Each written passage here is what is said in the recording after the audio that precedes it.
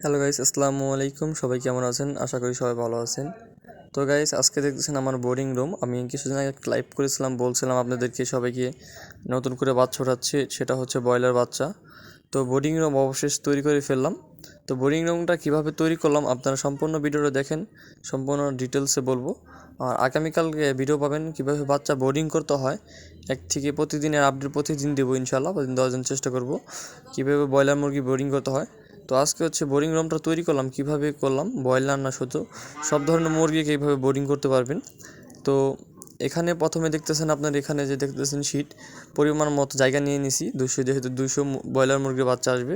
পরিমাণ মতো জায়গা নেওয়ার পরে নিচে হচ্ছে তুষ দিয়ে ঘুন দিয়েছি, কাঠের ঘুন। তারপর হচ্ছে আপনার এই পেপার বিছানো হয়েছে 2 পিস করে, মানে উপর 2 লেপ করে পেপার দেওয়া হয়েছে, কারণ ব্রয়লার মুরগি বোর্ডিংয়ের সময় পেপার রাখতে হয় যে কোনো মুরগি।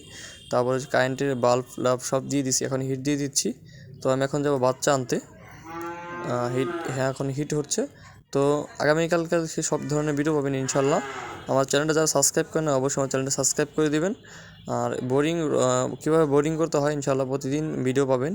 এটা সম্পূর্ণ দেবো, কী কী মেডিসিন দিতে হবে। আর লাইটিং সব কিছু ওকে দেখতেছেন। আর যাদের টাইগার মুরগি বাচ্চা দরকার হয় তারা আমার সাথে যোগাযোগ করতে পারেন কাইন্ডলি। আমি কমেন্ট বক্সে নাম্বার দিয়ে দেবো ইনশাল্লাহ। আল্লাহ হাফিজ, আসসালামু আলাইকুম।